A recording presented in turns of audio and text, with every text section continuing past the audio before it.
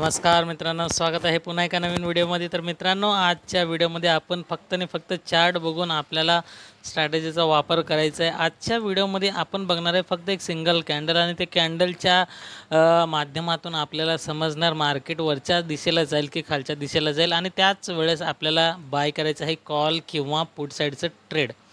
तर आपल्याला कसं काय करायचं आहे, इंडिकेटर वगैरे काहीच आपल्याला वापरायचं नाही आहे. ओके, इंडिकेटर वगैरे वापरायचं नाही. त्यासोबत तुम्हाला फक्त एक काय आहे, सपोर्ट रेझिस्टन्स थोडंसं बघावं लागेल, लक्ष द्यावं लागेल. कसं आहे, एखाद्या वेळेस आपल्याला जर कॉलचं ट्रेड मिळालं, आता जर समजा एक एक्झाम्पल इथून तुम्हाला हे रेझिस्टन्स ब्रेक केलं, कॉलचं ट्रेड मिळालं, तर आपण लगेच रेझिस्टन्स ब्रेकवरती कॉलचा ट्रेड घेतला आणि वरती एखादं बॅक साईडचा डाटा आला एक रेझिस्टन्स, तर तेवढ्या थोडक्यातच वर जाईल, तिथून पुन्हा खाली येऊन आपला एस एल हिट करेल. आणि जर आपण ह्या सपोर्टला जर ब्रेक केलं म्हणून आपण जर पुढचं ट्रेड घेतलं आहे आणि ह्याच्या खालीच जर पाठीमागचा बॅक डाटा एक सपोर्ट असेल तर तिथपर्यंतच खाली येईल, त्यानंतर अपसाईडचं मुवमेंट करेल, आपला एस एल उडवून टाकेल. त्यामुळं आपल्याला ह्या स्ट्रॅटेजीसोबत थोडंसं सपोर्ट रेजिस्टन्सचा ध्यान ठेवावा लागेल. त्यामुळं तुम्हाला काय होईल, चुकीचे जे ट्रेड मिळणार आहे ते तुम्हाला अवॉइड करू शकता तुम्ही, म्हणजे न घेता तुम्ही ट्रेडमधून लॉस होण्यापासून वाचू शकताय स्वतःला. ओके, तर सर्वात आधी तुम्हाला करायचं काय, फक्त एक सिंगल कॅन्डल बघायचं आहे. मी हे निफ्टीमध्ये दाखवतो आहे आणि बँक निफ्टीमध्ये फक्त शॉर्टमध्ये थोडक्यातच दाखवतो आहे. बाकी तुम्ही पण याच्यावरती रिसर्च अभ्यास करा, ॲनालिसिस करा, कारण की व्हिडिओ फक्त एज्युकेशनल पर्पजच्या हेतूने बनवतो आहे. बाकी कुठल्याही प्रकारचा तुम्हाला सल्ला किंवा शिफारस तुम्ही समजू नये. तुमची जबाबदारीनं तुमच्या मर्जीनंच तुम्ही ट्रेडिंग करावा. तर या ठिकाणी आपल्याला काय करायचं आहे, 5 मिनिटाचा मी टाईम फ्रेम वापरतो. या ठिकाणी चार्ट तुम्ही कुठल्याही ब्रोकरचं घेऊ शकता, असं का नाही, तर कारण की आपल्याला इंडिकेटरचा वापरच करायचा नाही की जे या ब्रोकरमध्ये नाही या त्या ब्रोकरमध्ये नाही, असा कुठलाच प्रकार असणार नाही. म्हणून चार्ट कुठलाही वापरा, टाईम फ्रेम फक्त तुम्ही 5 मिनिटाचा ठेवा. 5 मिनिटाच्या टाईम फ्रेमवरती तुम्हाला काय करायचं आहे, या ठिकाणी एक कॅन्डल बघायचं आहे. ते म्हणजे इथं बघू शकता, मी कर्सर ठेवलेलं आहे, खाली टायमिंग बघू शकताय 9:50. तर 9:50 कॅन्डलला आपल्याला काय करायचं आहे, सिम्पल ह्याचं हाय मार्क करून घ्यायचं आहे. ओके, आणि हाय मार्क करून घेतल्यानंतर ना आपल्याला काय करायचं आहे, याचं लो पण मार्क करून घ्यायचं आहे. त्या कॅन्डलचं हाय आणि लो मार्क करून घ्यायचं आहे. ओके, आपण काय केलं, आता 9:50 हाय आणि लोला मार्क करून घेतलं आहे. त्याच्यानंतरनं तो 9:50 कॅन्डल ज्या साईडला पण ब्रेक करेल आणि त्या ठिकाणी बरं होईल, एकदम स्पष्ट जर क्लोज करेल, एखाद्या रेजिस्टन्सवरती क्लोज किंवा एखाद्या सपोर्टवरती क्लोज करेल, तर त्या ठिकाणी आपण करणार ट्रेड प्लॅन. असं नाही की चालू कॅन्डलवर, बरेच जणांना कन्फ्युजन होईल की मार्केटमध्ये असं कॅन्डल जात असतं, मग चालू कॅन्डलवरती एंट्री करायचं का म्हणते. चालू कॅन्डलवर जर एंट्री केलं कॉल साईडला, पुन्हा मार्केट काय केलं, खाली येतं आणि त्यांचं एस एल हिट करून जातं. म्हणून तुम्ही जर प्रॉपर एक क्लोजिंग जर दिला वरच्या साईडला, तर इथं कॉल बाय करा, आणि प्रॉपर जर क्लोजिंग दिला खालच्या साईडला, तर या ठिकाणी तुम्ही पुट बाय करू शकताय. आणि आता एंट्री एक्झिट कुठं करायचं, एस एल कुठं लावायचं. आता इथं थोडक्यात सांगायचं काय, 9:50 हे लाल कलरचं कॅन्डल आणि तिसराच कॅन्डल याचं लो ब्रेक केलेलं आहे. लो ब्रेक केल्यावर इथं तुम्हाला क्लोजिंग दिलेलं आहे. आता असं होऊ नये की इथं सपोर्ट आहे, क्लोजिंग इतका मोठं कॅन्डल बनवलं आणि या ठिकाणी इथं जर असं खालच्या साईडला क्लोज दिलं, तर आपण इथं ट्रेड घ्यायचं नाही आहे. कारण की इथं जर ट्रेड घेतला तर काय होतं ते पण तुम्हाला रिझन सांगतो आहे. तर तुम्हाला एंट्री कधी करायचं आहे, 9:50 कॅन्डल ब्रेकवरती, ते कॉल असो किंवा पुट, वरती ब्रेक केलं तर कॉल बाय करायचं आहे, खाली ब्रेक केलं तर पुट बाय करायचं आहे. प्रॉपर क्लोजिंगवरती तुम्ही एंट्री घेतलात आणि तिथं जवळ जर क्लोज केलं, तर त्या ठिकाणी आपल्याला इथं काय होईल, एक एक्झाम्पल सांगतो आहे. इथं जर तुम्ही एंट्री घेतलात पुटमध्ये, कारण की खाली क्लोज झालं आहे, आपल्याला एस एल कुठं लावायचं आहे, त्याच कॅन्डलच्या हायवरती एस एल लावायचं आहे, किंवा तो जो 9:50 कॅन्डल आहे तर त्याच्या हायवरती एस एल लावायचं आहे. ओके, आणि याच्यामध्ये जर 4-5 कॅन्डल बनले आणि त्यानंतरनं ब्रेक केलं खालच्या साईडला, आणि त्यानंतरनं अशा 4-5 कॅन्डलनंतर आपल्याला काय करायचं आहे, ह्या कॅन्डलच्या लोवरती एंट्री करायचं आहे आणि याच कॅन्डलच्या हायवरती आपल्याला एस एल लावायचं आहे. जर पहिला किंवा दुसराच कॅन्डल त्या 9:50 कॅन्डलला लो ब्रेक करत असेल किंवा हाय ब्रेक, तर त्याला लगेच आपल्याला एंट्री करायचं आहे आणि त्याच 9:50 कॅन्डलच्या हायवरती आपल्याला लावायचं आहे एस एल. आणि खाली टार्गेट काय करायचं आहे तुम्हाला, निफ्टीमध्ये तुम्हाला लई झालं एक तुम्ही 20 पॉईंटचा पण टार्गेट ठेवू शकताय. ओके, ते म्हणजे चार्टवरचे 20 पॉईंट आणि प्रीमियम तुमचं 10 रुपयाचा प्रीमियम असणार आहे. तर बऱ्याच जणांना 10 रुपयाचा प्रीमियम खूप कमी वाटतो आहे, कारण की मी तुम्हाला हा स्कॅल्पिंग पद्धत सांगत आहे. स्कॅल्पिंगमध्ये तुम्ही जर एका लॉटमध्ये 10 रुपये घेतलं तर त्या ठिकाणी 10 लॉटमध्ये तुमचे 100 रुपये प्रीमियम वाढणार आहे. लॉट साईज तुम्हाला वाढून घ्यावं लागेल स्कॅल्पिंग ट्रेडिंग करताना. स्कॅल्पिंग म्हणजे काय, शॉर्टमध्ये एंट्री करायचं आणि शॉर्टमध्ये एक्झिट करायचं. फक्त 20 रुपयाचं चार्टवरचे पॉईंट घेतलं, 10 रुपये प्रीमियम वाढणार आणि त्या हिशोबानं तुमचं एका लॉट मग तुम्हाला काय होणार, 250 रुपयाचा प्रॉफिट होणार. गुणिले तुम्ही जर 10 केलं त्याला, तर 10 केलं तर त्या ठिकाणी तुमचं 2500चं प्रॉफिट होऊ शकतं. ओके, कारण की 10 लॉट घेतलेलं असतं. म्हणून स्कॅल्पिंगमध्ये एका लॉटनं तुमचं मोठं प्रॉफिट होणार नाही. स्कॅल्पिंगमध्ये शक्यतो तुम्ही लॉट साईज जास्त घेतला तर ते तुमच्यावर डिपेंड आहे, तुम्हाला काय करायचं ते. मी फक्त तुम्हाला जे एक्झाम्पल आहे ते तुम्हाला सांगण्याचा प्रयत्न करतो आहे. बाकी आता तुम्हाला 950च्या हाय ब्रेकवरती कॉल बाय करायचं आहे, 950च्या लो ब्रेकवरती पुट बाय करायचं आहे. जर लो ब्रेक केलं, पुट बाय केलं तर त्या कॅन्डलच्या हायवरती एंट्री घ्यायचं आहे आणि कॉलवरती जर ब्रेक केलं इथं तर त्या कॅन्डलच्या हायवरती एंट्री करायचं आहे आणि त्या कॅन्डलच्या लोला आपल्याला SL लावायचं आहे. जर मध्येच इथं बरेचसे कॅन्डल बनले, 4-5 कॅन्डल, त्यानंतरनं खालच्या साईडला ब्रेक केलं तर त्या कॅन्डलच्या हे जे रेजिस्टन्स असतं, सपोर्ट असतं, त्या सपोर्टला ब्रेक केल्याबरोबर इथं आपल्याला पुट बाय करायचं आणि त्याच कॅन्डलच्या हायवरती एंट्री लावायचं आहे.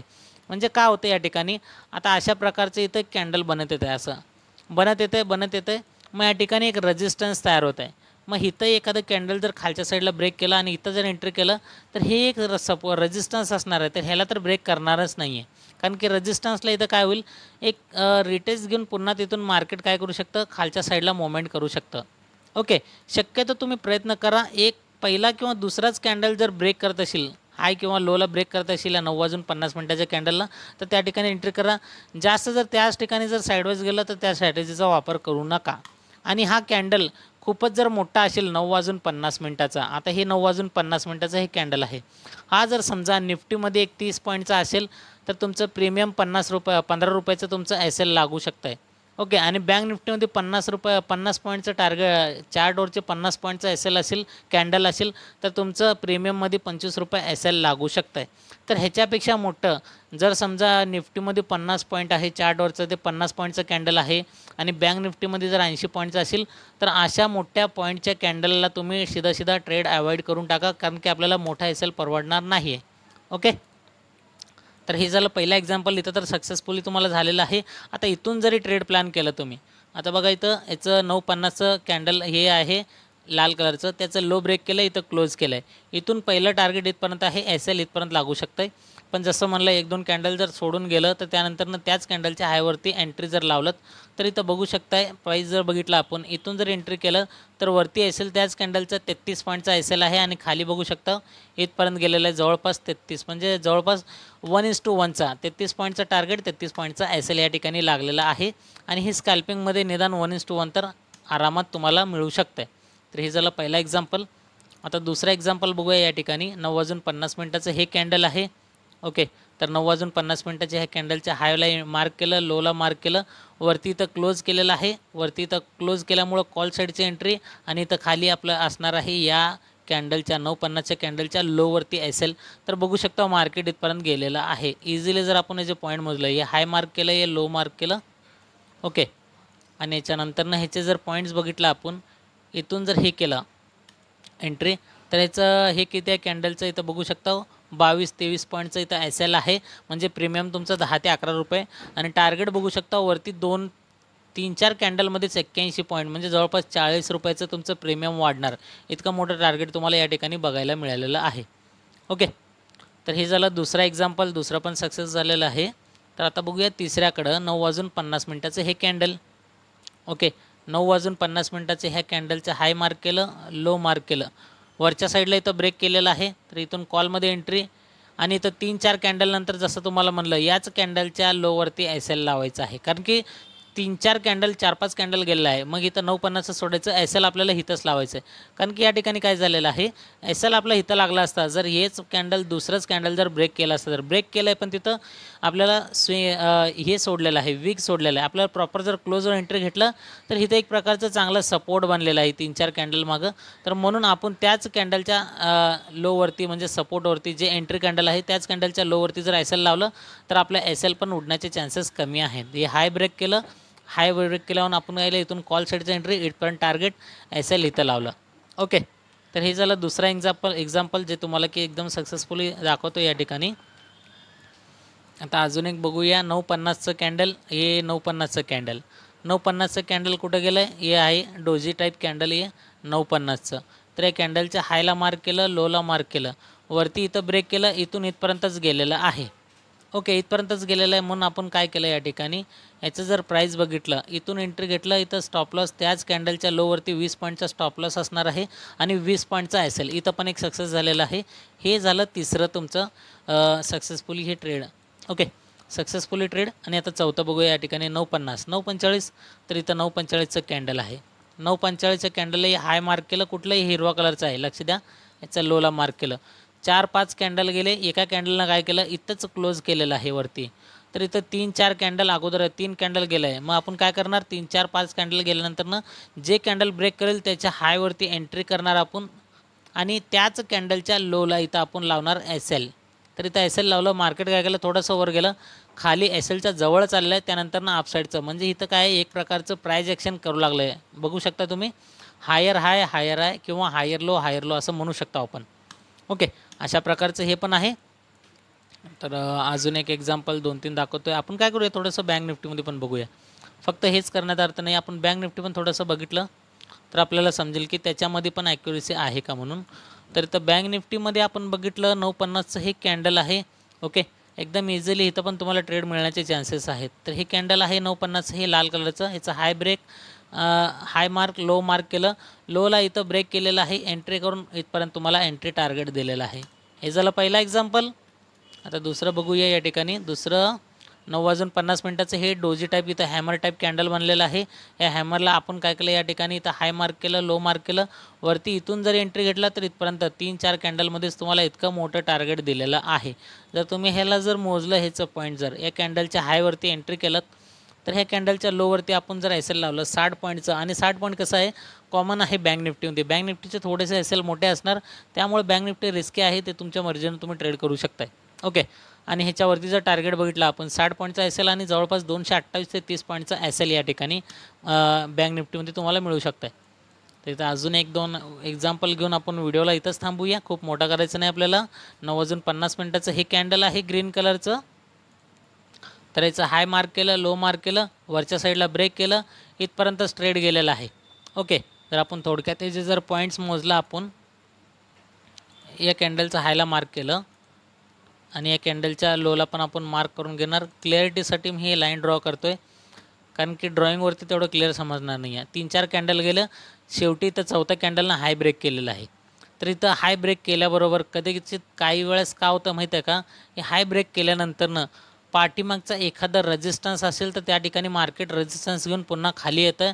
म्हणून तुम्ही काय करू शकताय, ज्या वेळेस पण तुम्ही एंट्री करताय, एंट्री करताना जर समजा कॉल साईडला ब्रेक केला आणि कॉल एंट्री घेतलात तर वरचं अगोदरचं कुठं रेजिस्टन्स आहे का ते चेक करा, किंवा इथं समोर चार्टवरती एखादं सायकोलॉजिकल किंवा स्ट्राईक प्राईज नंबर आहे का ते पण चेक करा. नाही तर काय होतं, काही वेळेस इथं वरती ब्रेक केल्यावर आपण कॉल एंट्री केला, तिथून थोडं गेला आणि साईडवेज जायला चालू होतं, किंवा त्या ठिकाणी एखादं सायकोलॉजिकल नंबर पण असू शकतं समोरच्या चार्टवरती, किंवा एखादं स्ट्राईक प्राईज पण असू शकतं. जिथं की बघू शकता तुम्ही इथं 48,200चं एक स्ट्राईक प्राईज आहे.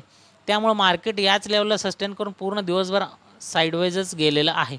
थोडं जर आपण पाठीमागचा डाटा आपण बघितलं या ठिकाणी, एखाद्या वेळेस इथं सपोर्ट पण घेण्याचं कारण काय, हे कॅन्डल आहे, तर या कॅन्डलच्या इथं यावरती इथं रेजिस्टन्स घेतलेला आहे मार्केटनं. ओके, तर रेजिस्टन्समुळं पण हे होतं आहे. तुम्ही कधी पण कॉल बाय करताना पाठीमागचा रेजिस्टन्स चेक करा, पुट बाय करताना खालचं सपोर्ट चेक करा. 950चं हे कॅन्डल आहे, इथं बघू शकताय. 950चे हे डोजी कॅन्डलचं हाय मार्क केलं आपण. एक्झाम्पल, हाय मार्क केलं, लो मार्क केलं, वरच्या साईडला इथं ब्रेक केलं, इथं आपलं SL असणार आहे, वरून इथपर्यंत 1:1चं टार्गेट दिलेलं आहे. एक्झाम्पल. ओके, तर आता इथं बघा 950चं हे कॅन्डल आहे हिरव्या कलरचं. हिरव्या कलरचं कॅन्डल, याचं हाय मार्क केलं, लो मार्क केलं, वरच्या साईडला ब्रेक केलं आहे, आणि ब्रेक केल्यानंतरनं थोडंच वरती गेलं आहे, आणि त्यानंतरनं खाली येऊन आपला SL हिट केलेला आहे. कदाचित कधी याच्यामध्ये SL हिट होऊ शकतात.